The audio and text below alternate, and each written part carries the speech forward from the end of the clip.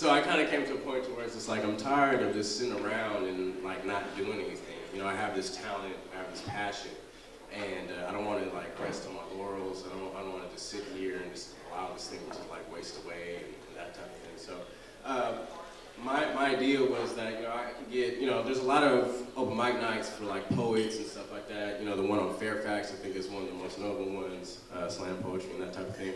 But there's not a lot of like, I guess, slam monologues or like monologue, you know, festivals or anything like that. I intentionally spelled espresso wrong. I think some people, they came up to me, they were like, oh, you spelled espresso wrong. I was like, no, me and actually Greg Chacon, my fellow shift, he's also the designer for the artwork on our flyers, so he has a big hand in this as well. So again, give him another So we kind of collectively came up with this name, and I was just like, you know, I want to do something with monologues, and expression, expressing oneself. And he was just like, why don't you just do like Monologue Expresso, but with like an X in there. So I was just like, oh wow, that's awesome. Yeah. So then I kind of just went with it, and then people would like continually hit me up like, you know, you spelled it wrong. I was like, nah, there's a rhyme, there's a reason here. We're getting to a point, you know, where we're doing something with this, you know. So that's pretty much the how. And that's my cousin over there, Josephine. Everybody say hi, Josephine. Hi, Josephine. Also, my sister is in the back. Her name is Ashley. Everybody say hi, Ashley. Hi, Ashley. I see some familiar faces in here and that type of thing. And it's just it's just overwhelming to see these many faces here. So I really appreciate all you guys coming out. It really means a lot to me. Before we get started, I want to take a moment out. We had a recent death in my family recently. My grandfather, Al Willie Price, he passed away. He was 94 years old, and he was one of the original Harlem Globetrotters, and as well played on the 41 championship team. So, and then one of my friends, one of his close friends died recently, so I just want to take like 30 seconds out and pay homage. And if any of you had a recent death in your family too, please, you know, by all means, reflect and, you know, mourn or do what you have to do. I searched Los Angeles days and days after she left me. I went to that bus stop on Virgil and Santa Monica and waited there day and night. I went to every police station and I called every hospital in LA County. I imagine finding her, living with her forever. I imagine sharing long, silent moments between us when we didn't have anything else to say. I imagine enduring the terror of Los Angeles gone out of control, and these silent moments would be like iron wings, and we'd be sheltered inside them. We wouldn't hear the noise of earthquakes or the sounds of a dying culture. But she never came back to me. I mean, I never saw her again. All I kept were the memories of this extraordinary woman in the night that had this dreamy feeling to it. You know the feeling. It's the sound of suspended music, time that doesn't add to itself, air that doesn't move. It took me years, but I finally understood that I had encountered a true mystery that night, that I had taken in a living miracle into my home. This Celestina del Sol was from a world I would never understand, that sometimes nature improvises, that nature created this woman outside the field of time, that anyone who ever knew her or remembered her would be gone, that she would live on in this physical perfection like some forgotten and exiled goddess, and that trying to understand such life and how love matters to it, and why God would need to be loved too, is like trying to understand the anatomy of wind, or the architecture of silence, or cloud tectonics.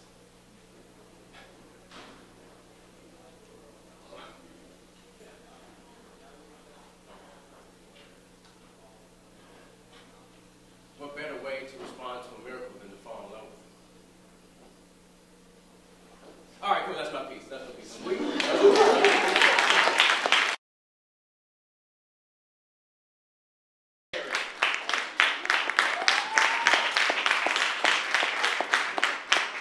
poem. This first piece, I'm gonna do two pieces. And this one is just about, we work with underprivileged kids. Slingshot Media, that's our company. And a lot of times, these are good kids, come from a good background, some of them. And then I was a high school teacher. And I would bump into a lot of posers, kids who would act like they was harder than they really were. So that's what this is about. All I hear is shoot 'em up, bang, bang, kill, kill. And I'd be like, you for real? You from the valley, the upper class part of Cali. You got 5 TVs in your house. A big brick stove that got gourmet meals coming out. The air you breathe is healthy. You ain't struggling on the block, you wealthy. Your parents love you. Their only complaint is, why do you wear baggy clothes?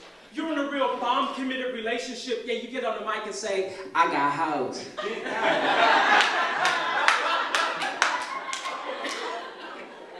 You got a girlfriend. You work at Verizon Wireless. Get the hood, guns, and drugs. You admire this. The hood admires you. Your kids don't go outside with no worries or no problems. The police would respond on time, but you ain't even got to call them. Your tap water is good.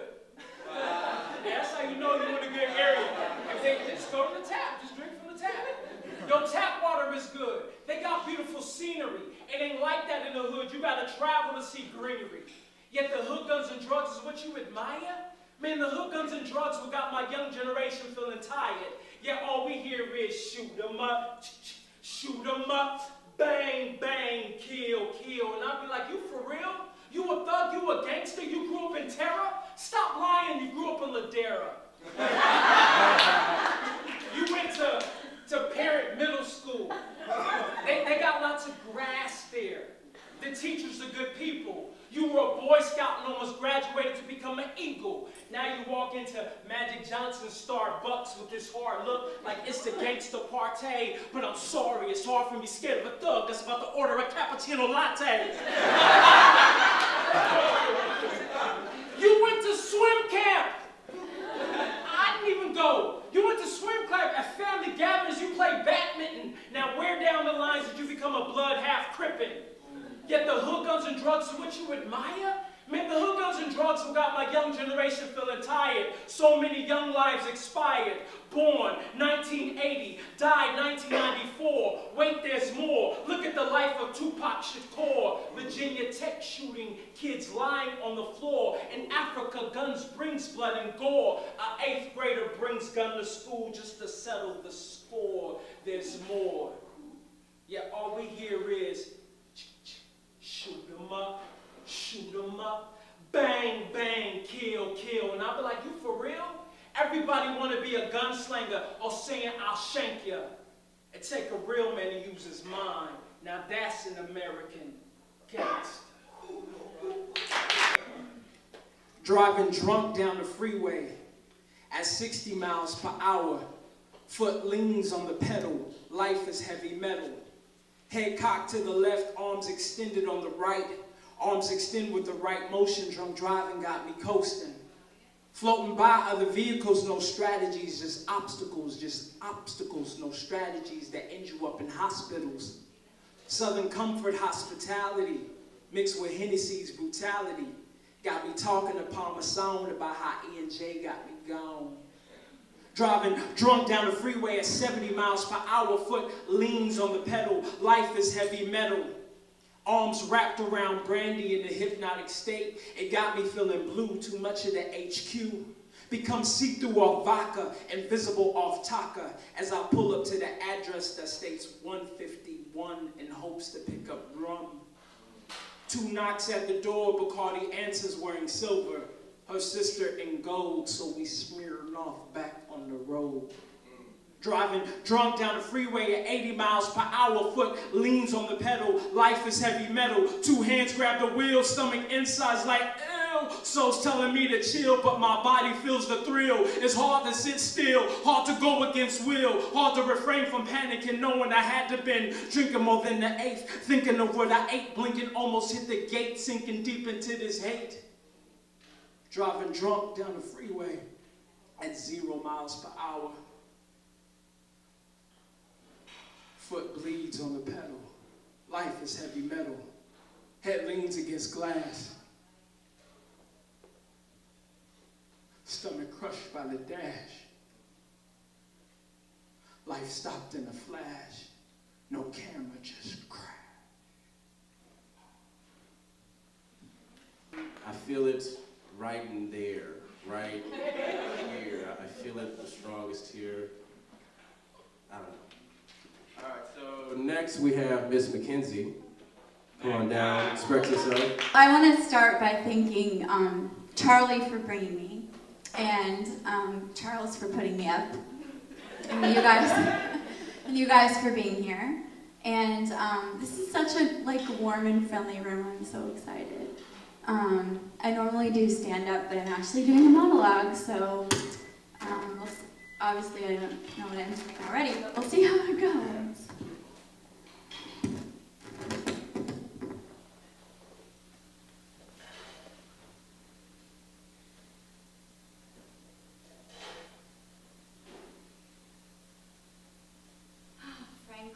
So then Franklin says to me, Dora, you can't love yourself, how can you love someone else?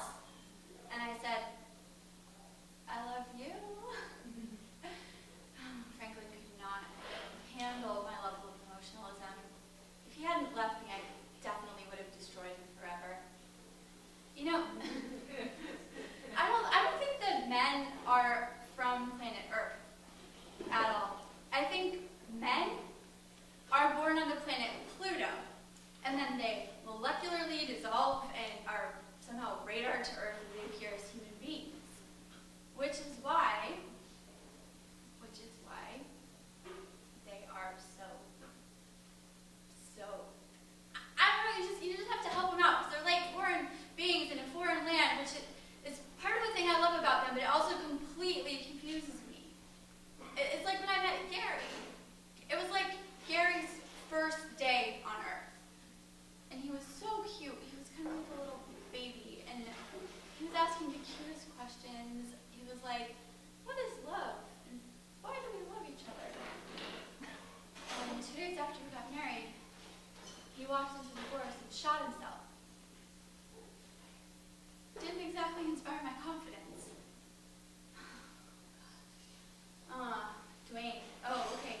Dwayne kind of, he did inspire my confidence as much as he could have.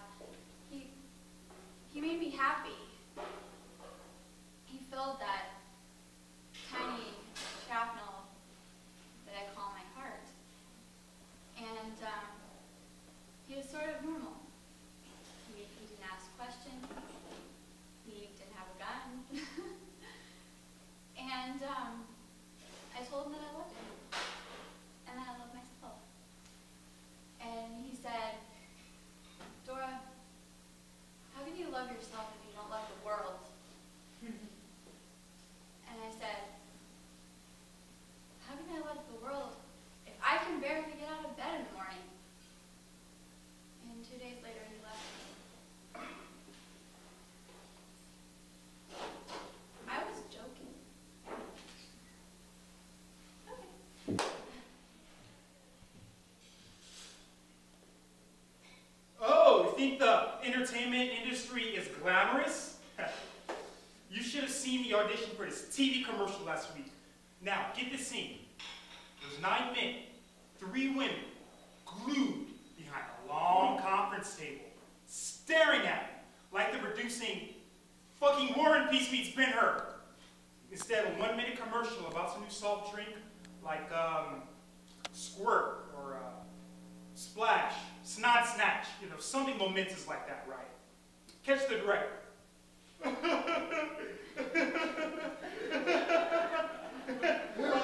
Zool?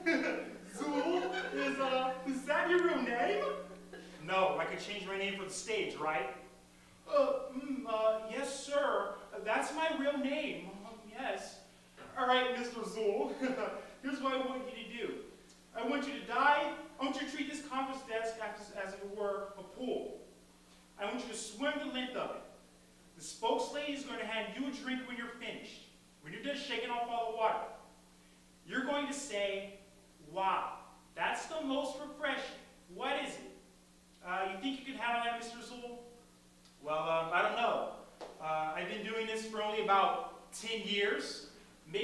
start off with something a little more simple. Like, maybe I should have said gaga, doo-doo, or caca at my audition, right? Yes, sir. I think I can handle that. All right, Mr. Zool, dive on. Dive on the conference table. Begin. Dive on. He actually wants me to dive on. And what's even weirder is I take off my shoes and I dive on. So I dive on top of the office table and I'm swimming. I'm swimming the window. I get out, I shake off all the water. Ooh, ooh, that was a squeeze. And then I reach for this non-existent can. The director stops me. He says, "Oh, wait a minute, Mr. Zool. It didn't look like you were enjoying the swim. Next." Nice. How I wish I could have said to him at that moment, "I'm sorry, sir. You see, as I was swimming, I kind of noticed this speck of shit kind of floating around in the pool. You!" But you don't do that. You see, actors want this glamorous. I have a million, okay? I have humiliations to last me each minute. I have humiliations last me each lifetime. I am so sick and tired of being nice and charming to everyone.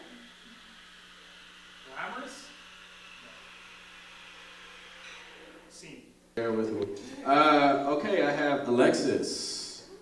Alexis, ow! Yeah! What steady torment, tyrant hast for me? What wheels, racks, fires? What flaying, boiling in leads or oils?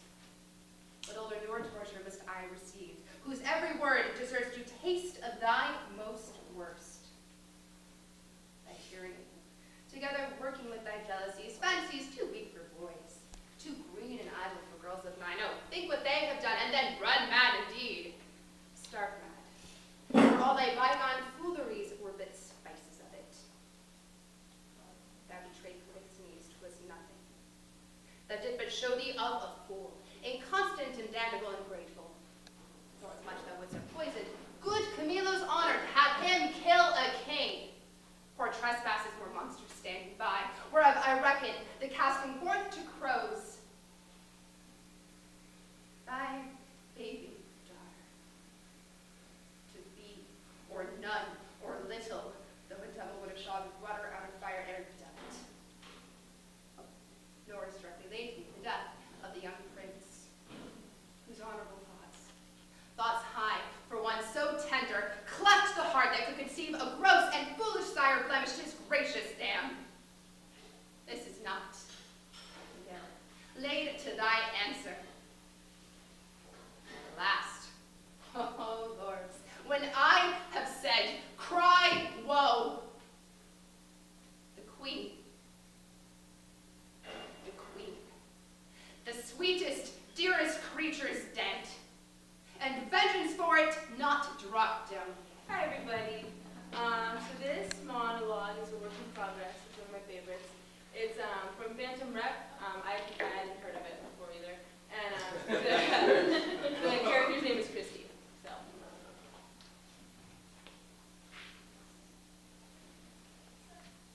It was in the 3rd grade. They had taken us to see Richard III in Boston. I mean, I'd never been to a live play before, so I didn't understand what was going on up there. I knew that there were a bunch of people up there, and they were hating each other and killing each other and going against each other, and I was so upset by it all and bored, because it was Richard III, that I remember thinking, I just want to go back to class and take a spelling test or draw a picture or something. Well, anyway, after 3.5 hours, it was finally over, and they closed the curtain, and I was so relieved that the show was done. But then they did this thing that I wasn't ready for. You see, they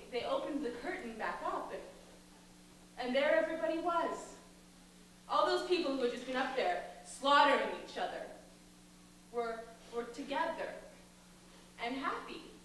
I mean, Richard III was standing right next to the woman he'd murdered, and she was holding his hand and smiling at him like they were friends, like they were going to go get coffee after they took off their costumes and wiped off their makeup. That stuck with me. And I went home that night and I didn't sleep. And I laid awake thinking about it, and I'd come up with this idea. I had it all figured out with the old me. That the UN would pass this resolution that on one day of the year, everybody in the world would get together, hold hands, and take a bow. I mean everybody. The president, firefighters, coal miners, bank robbers, the Dalai Lama, even dead people. Dead people could get up on this day, shake the hand of the guy who murdered them, and say, "Good show, good show."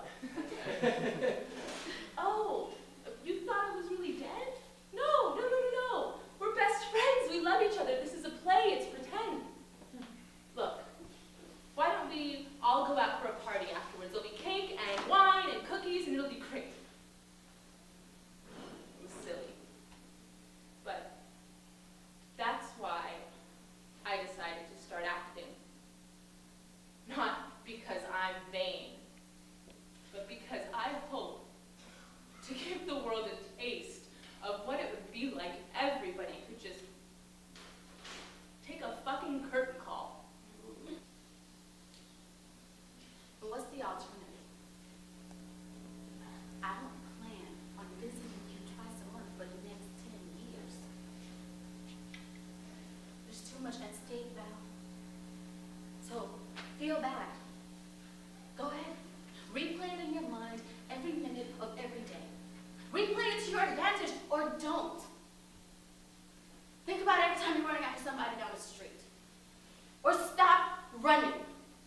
Do desk work, do rescue work. Lock up your gun. But you're going to deal with it, like it or not, and so am I. There's no decision to be made, Val. It's made. It was made when you were born, when you ended up black instead of white. You're alive, aren't you? Who cares about the truth anymore? Who ever did? Unless they got caught. You recited in his record he was a pimp, he was a thief, he was a hustler, he smuggled cigarettes from North Carolina, he smuggled cigarettes from New York, he went to prison in Michigan, and he had a knife. And if you had given him the chance, he probably would have killed you. That's your truth, Val. But he was white, and don't you forget that. White.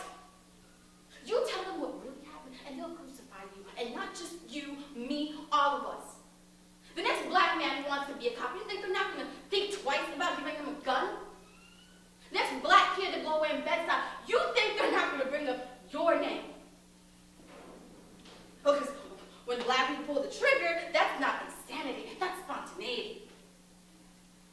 Give the gorilla a banana, he's going to eat it.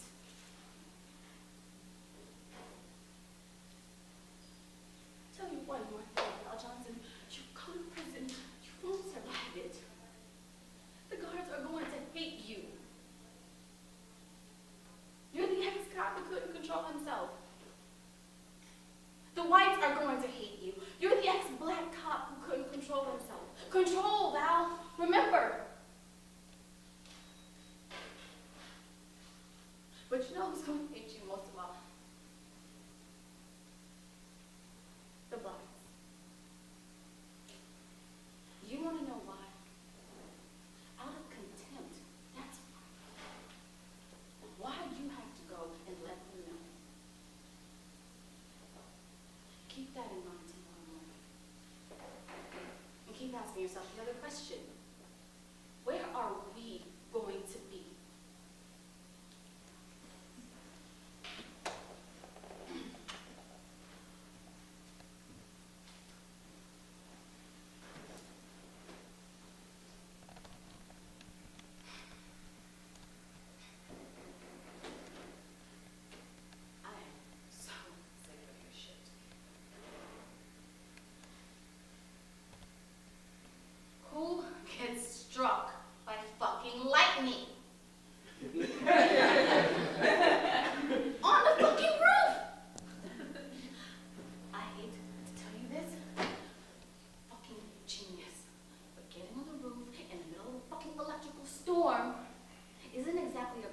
fucking move.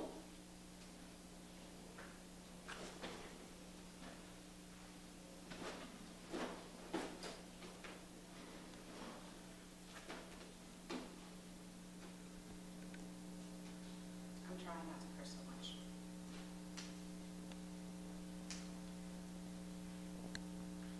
And I'm moisturizing. That's what's going on with me these days. So, congratulations on almost being married. I heard about it. I mean, I heard about her. It ain't. Hey. She sounds lovely. Work. You probably made the right decision, though. I don't think you're gonna be ready to settle down until you stop climbing up on the roof, you know? I mean, I'm no model citizen, but I do know basic fucking things about personal safety, you dumb piece of shit.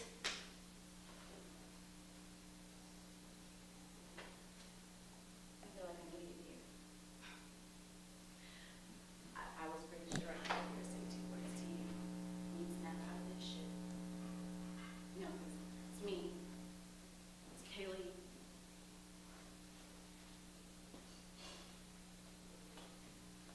Twice. Twice in 10 years. Not Stella, but a couple kids supposed to be best friends. Last time I saw you, you just blown out your stupid eye. It was this same hospital.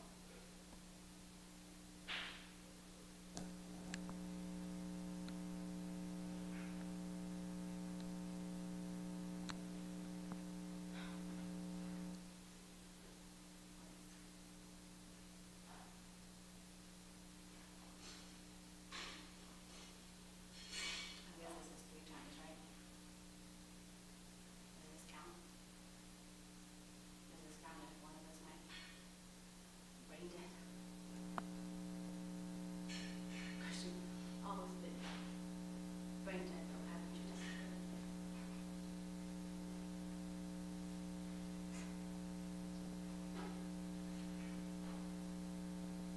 You can't marry that girl, though.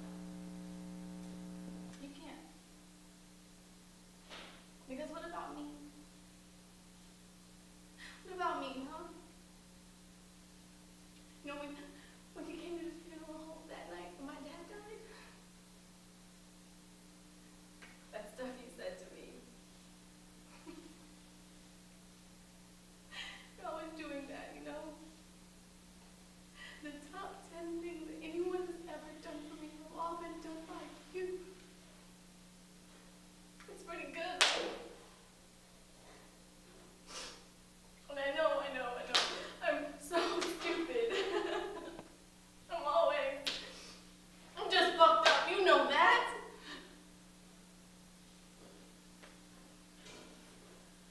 I'm gonna need you to come looking for me again. I just need you to wake up now. Hey? Because I really need you now. I'm not great. I'm not great. And I just need you to wake up. Hey? Just rise and shine. It's Tuesday. It's always your favorite day. You know, I think a great actor just has control over silence. There was a beat in there where I thought that maybe you was going to open your line, but no, wait, no, she didn't. It was this behavior that she did, and you know, it was just amazing.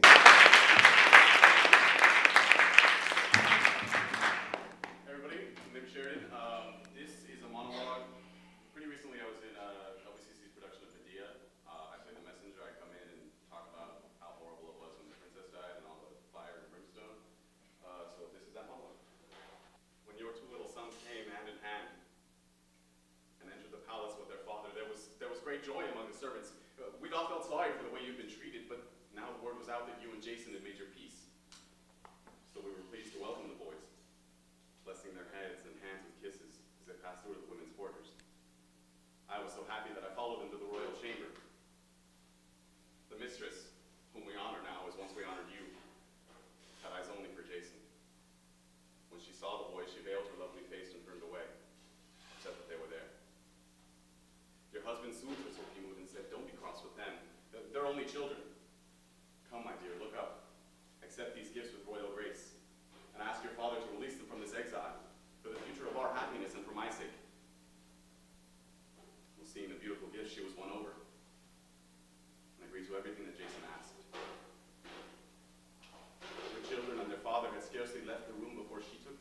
down and put it on. Then she placed the golden crown on her head, arranging her hair in a hand mirror, smiling at the stillness that she found reflected there. Rising, she stepped elegantly up and down the room with her bare feet, delighted with her gifts. Every now and then she'd stop, twisting round to admire the dress and how it fell in perfect folds to her ankles. So young and fine and strong. And all this beauty turned to horror. Her color changed. Her legs began to shake and she staggered backwards, just managing to collapse into a chair. One of the servant women, thinking that the frenzy of Dionysus or some other god possessed her mistress, raised a shout in praise.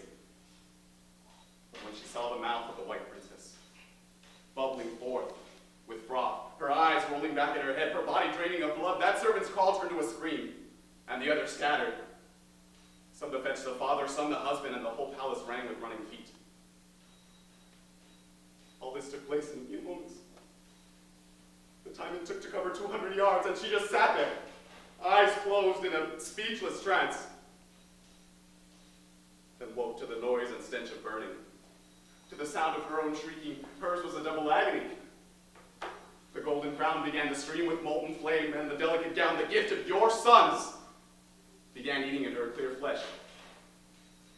As fire lapped at her, she leapt up from her chair and ran, shaking her head and her long hair this way and that, trying to throw off the blazing crown, but the gold was welded tight and would not move.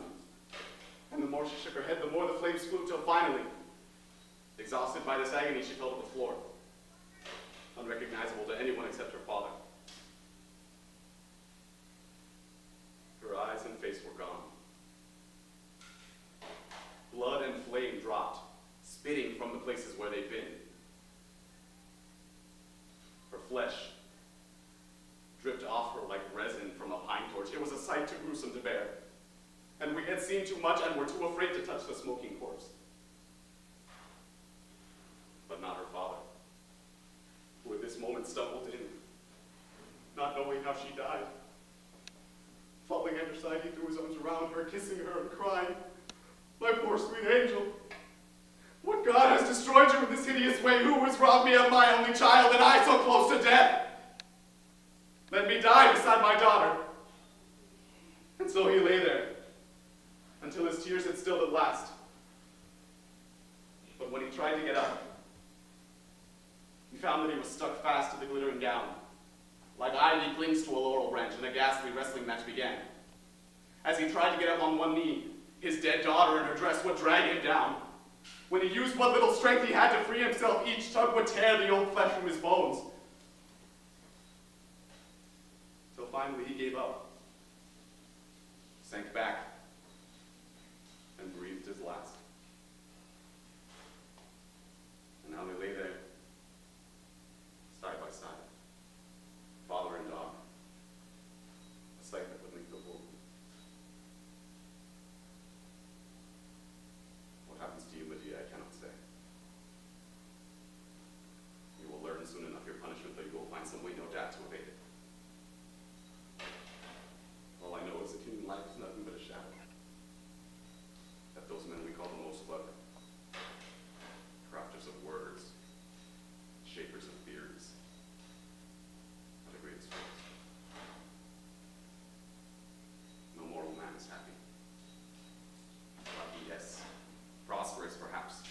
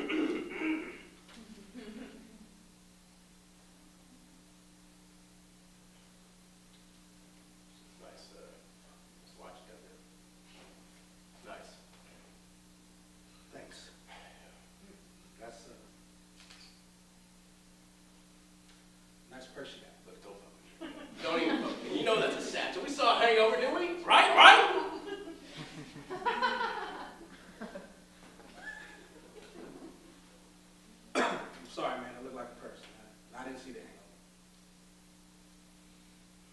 hangover. Hey, so... Look, man, I don't like you. All right? So let's not do this, okay? So what, I mean... Shh! Did you just shush me? Shush. Cobra Kai? Shush. Serious Christ.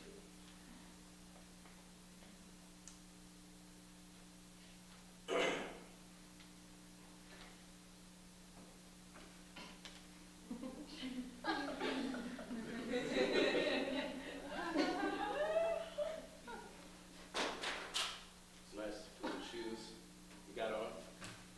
They're nice. I mean, they're midnight black.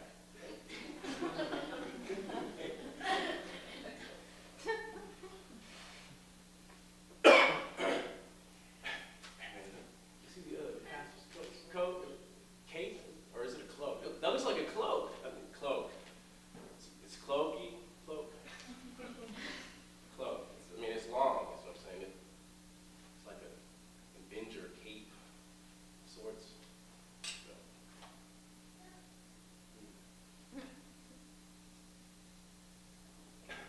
Man, are those like angels up there, man? I mean, I don't really look at it. Or are they cherubims? I don't know. I don't get what's the difference between an angel and cherubim? I don't know. I mean, they're just there. I mean, I kind of think sometimes, like, wonder what do they do? I mean, they're like cherubims, and do they run errands, or what's the ranking in heaven? You know, like, do they get God's Jews? You know, I don't know. You know? You know what I don't like about you? No, why don't you like? Nothing, man, nothing. This is my past, and I'm moving towards my future. This is my past, and I'm moving towards my future. There be hands. Look, white people aren't the only ones who need therapy, okay? I know. I'm white, and I'm black. I'm white, half black. What are you trying to get at? What I'm trying to tell you is shut the hell up and enjoy the wedding, okay? Why are you so defensive?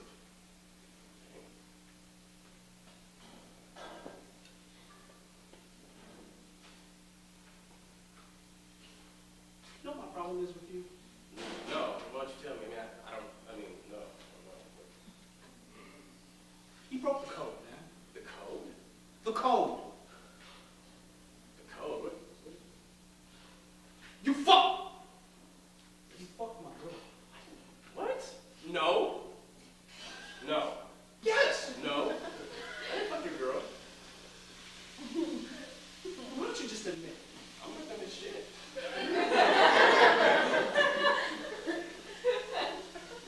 So you're lucky I just don't whoop your ass right now. Because this is my past. This is my past. I'm moving into my future. There be hands.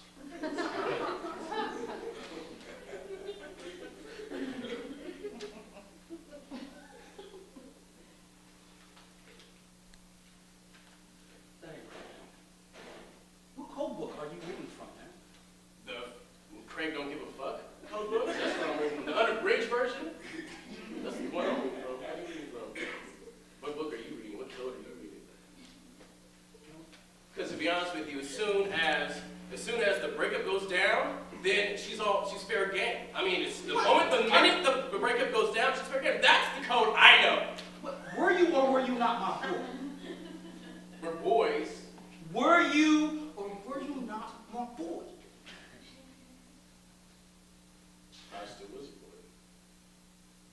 So why don't you just tell me, when did you all get together? Man, I'm not telling you that. Come on, Well, man. we weren't together. I didn't. You owe me at least that much. When was the last time you all together? All right. October 16th. We were still together, man. But you know what? I just needed you to admit, you know?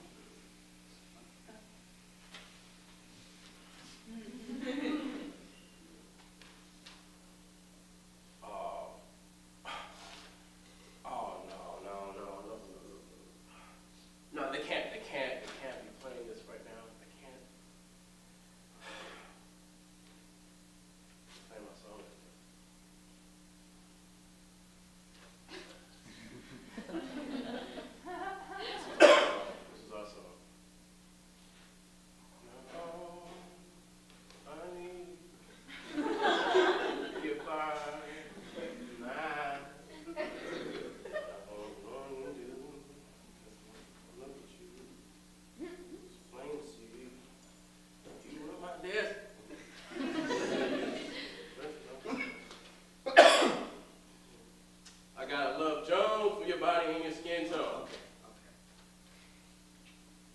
song too.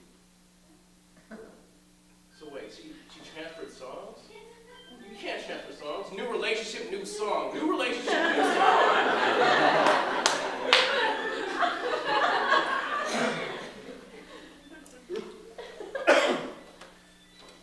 That's fucked up. You got my leftover relationship song.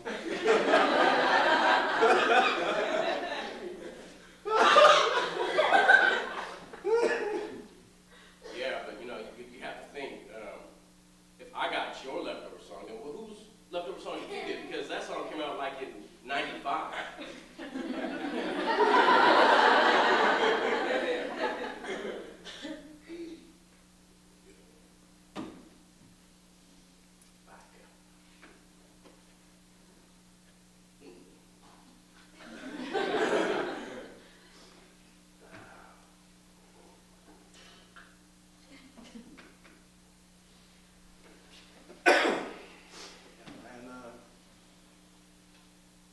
Not to pour salt on the wound, but I heard when y'all broke up, she got with another dude right after that. Yeah, she did. We looking at him right now. Get the fuck out of here. That's the guy. That's the guy? That's the guy.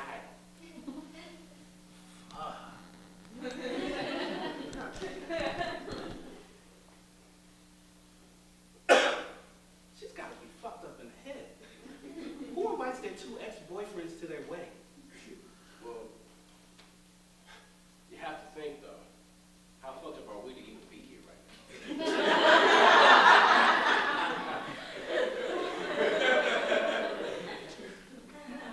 I can't believe that, bro.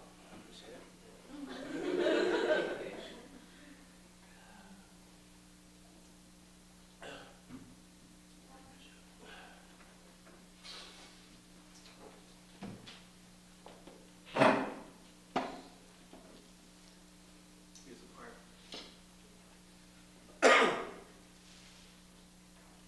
If anybody, Everybody steps up at this part, then that means that they can't be married or something like that, right? Hey! Fuck you! Fuck you! You're cool. Fuck you! hey, don't look like that. You invited your two ex-boyfriends to the wedding. You knew something was gonna pop off.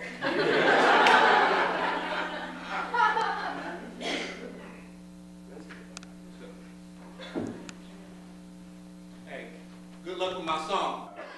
I mean, this guy is a phenomenal poet. I mean, he's done nationally things. He's known across the country. He did collegiate circuits. I mean, he's done it all. And then like even in the midst of all that, he's just mad humble, and he's just a good, down-to-earth brother. Will go to any lengths for you. You know what I'm saying? And I just appreciate you, brother. And I want to just call up Brother Philosophy to the stage to wrap this song up. How's everyone doing tonight? Wow, I got a number one, thank God, because I'm here. Number two, I want to thank Charlie for putting on such an amazing venue. Like, who's bringing monologues and poetry together like this man? You know what I mean? I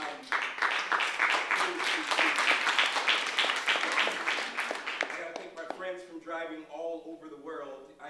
Magpie for performing, Alexis for performing, and I didn't know, like, I met this man right here, Aaron, at a wedding. We were all sitting there, and I was like, I'm a poet. He was like, me too. I was like, let's just change numbers.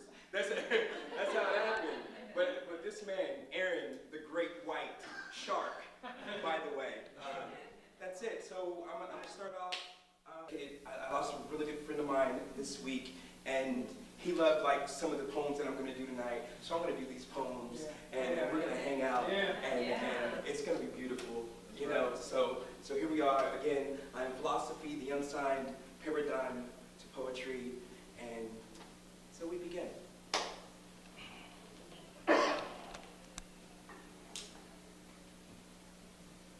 I am philosophy, and we are Americans, living in the life and times of Long Beach, resisting the arrest of the recession with fisticuffs, handcuffed by Weeping mothers mourn for sickly sons with no benefits. 4 months behind on mortgage payments, passionately weathering tears, rain, weather, forecast reads foreclosure. And tax levies lead to heavy casualties, calling citizens with BAs and master's degrees to go hungry as refugees. Savior, save me. We are unemployed. Parents, teachers, and plumbers living in the life and times of Long Beach as poverty kills countless people floating unconscious, lost at sea in search for Social Security numbers forged on forearms, on applications for identity, and Social Security's barely afloat. I'm drowning in hypocrisy, reaching for Lady Liberty's torch, scorching jobs on the way in, then statutes, her limitations. And in Long Beach, the financial crisis crucifies the middle class, nailing them to the cross of poverty. Economically, the Dow spiraling down in search for running bulls in a bearskin market. Profit margins minimize bank capital. No collateral, families damaged, daddies incarcerated by unemployment. No work release programs. Wolves in sheep clothing, leading lambs to the slaughter. Butchers bludgeon mothers, daughters, and fathers' sons cry sadly, compelled in greed, consumed in corporate. This is America. Living in the life and times of Long Beach, resisting the arrest of the recession with fisticuffs, hands uncuffed by any means necessary. It is necessary to declare your declaration of life, liberty, and the pursuit of happiness. I pledge my allegiance to the flag of the United States of America and to the republic for which it stands, one nation, under God, indivisible, with liberty and justice for all who choose to dream. Thank you. I don't want to be famous. I want to be infamous. I want to be a baby's first tooth screaming from the gums to get out, an off-key solo sung in the presence of Paula, Randy, and Simon, an infamous American Idol. The Ashanti album you wouldn't buy at Best Buy. The married man with single tendencies. The Charlie Manson of poetry, slaughtering diction with the friction of a pen. The conspiracy of John F. Kennedy's death. I want to be right-handed, but in protest, right, left. I want to build my own movement and have Kinko's design my letterhead. I want the revolution to be televised so I can buy Jack Nicholson seats and sit just like him with my glasses on and my arms crossed, chanting, chanting, chanting. Say it with me: if the glove don't fit, then you must acquit. If the glove don't fit, then you must acquit. I have such a devious nature.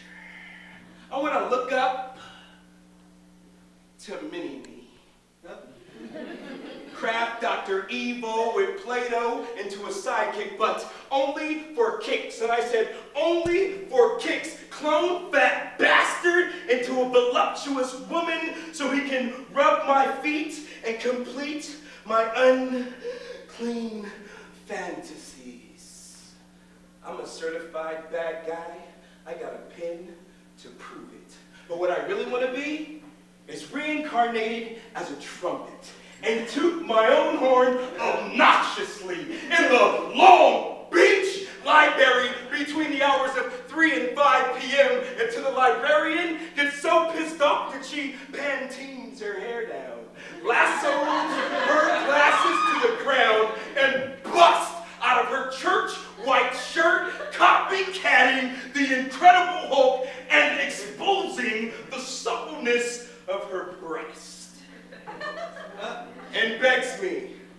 to take her infinitely, table-topping the Da Vinci Code and leaving nothing unsolved.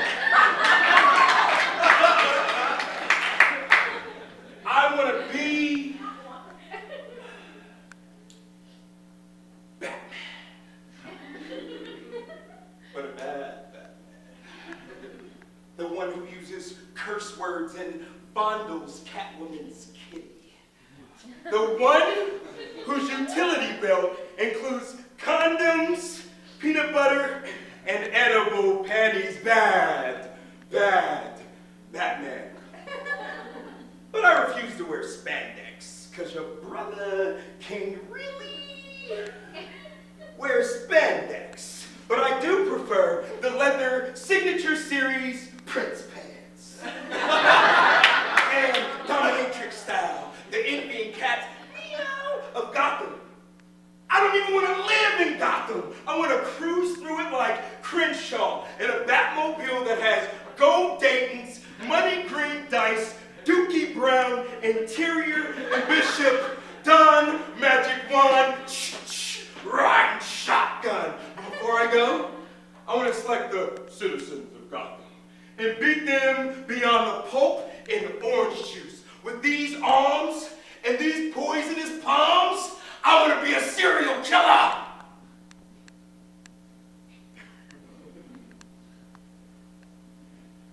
And kill you with cereal. Yeah, you. Then carry your soulless corpse over my shoulder, throw you into my closet where the rest of my skeletons are. I don't even want to be famous. I want to be infamous. The infamous, unsigned paradigm to poetry, philosophy. Ta-da!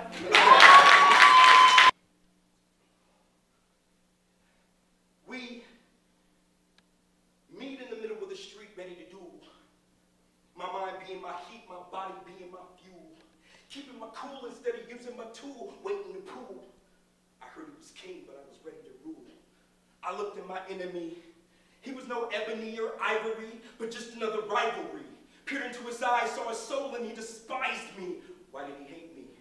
Was it my skin, my grin, my blend, my pedigree? I wasn't scared of him. At last I was mad, I saw what he had. Breastplate of hate, his helmet was straight, with the sword of fate, dripping the blood and hate, ready to take mine. He had to wait, because it wasn't time. I wasn't going down like that. Touched my hat, tapped the plate, I was ready to bat. He swung first, I was cursed with the blow. Staggered my style, but I was ready to go. I hit him 6 times like tech nines to what? 2 to the face, 3 to the chest, 1 in the gut. Took his life with the thrust of a Ginsu knife. Sliced his throat as fumes demote from his mouth. I grabbed clout, pushed it in his eyes, starts to cry. Glimpse at me, wave goodbye. Tell Biggie, Tupac, and God I said hi. Immortally crucified with the styles that I personify. Before a shell fell, I dwelled within his skin, crept in, zip to zip. I was now equipped. He called me Lord of the Mic Cord, took his sword, made him confess, cut his arms, left his flesh a mess, made his chest into a Sean John vest, let him to rest. Only the best come to my side of town. If you want to test, you gotta be down. To get up with the get up, get down with the get down. Get up with the get up, get down with the get down. I heard he was king, but I was ready to rule. Ta-da! You're a woman, and I am man. And only half a human without you, I miss you. I miss you as heaven did Christ when he came in human form. As a mother, momentarily embracing stillborn, torn from her arms, unalive, left behind locked heart and latched door. Shuddering behind shutters, crying, cluttered in closets, dying. Sheltered by misunderstanding. Lying on a suede couch, cornering the fallacy of contentment. Before you, there was life, but the breath was absent. And oxygen oxygen refused to be contained, inhaled, and seized in this carbon-debased being you left behind. A quandary of silence, tear-filled, centered with self-loathe, destitute, plaguing me with an army of lost errand bags, soldiering on my bedroom floor, camouflaged as landmines, cursing every step, forcing me to Apache walk for a simple glass of water. You are thirst unquenched. You are a woman and I am man, and I miss the way the bath in your body works. The scent of juniper breeze squeezed, lathered in the valley of your palm, polished on the canal of your spine, finger pressed gently on the cusp of your behind, unalive, left behind. The fragrance, spindle weave from the small of your back, slipping heel on banana peel, falling in love, failing to comprehend, teetering on the hinge of sanity, wandering, hopeless, romantically. I miss the sun seen through the island paradise in your eyelids, where palm trees shade insecurities, and the ocean's edge blankets our footsteps. For hours I stare while the stain still remains in my heart from you. The nights you enjoyed our dinner more than my company, and we spoke using the voice of a silent movie, having a mime paradigm, our quiet. Oh, I miss making love so long that love starts making us. I miss the feather soft, delicate, detailed sponge of your kiss, the eclipse of euphoria embedded by the stroke of your tongue, embalming my lips with pleasantries, lapsing time with every dose, causing a lifetime filled with watermelon Jolly Ranchers, the jokes from Bazooka Joe, Batman and Tarantino, chai lattes and a lot of hugs, warm smiles over cold stones, the direct opposite of alone. Our coupled conversation, the sensation of downright loving you now. These are the things I miss most. So when I say I miss you, as heaven did Christ when he came in human form, don't scorn me for blasphemy. Just love me for me. Philosophy, ladies and gentlemen.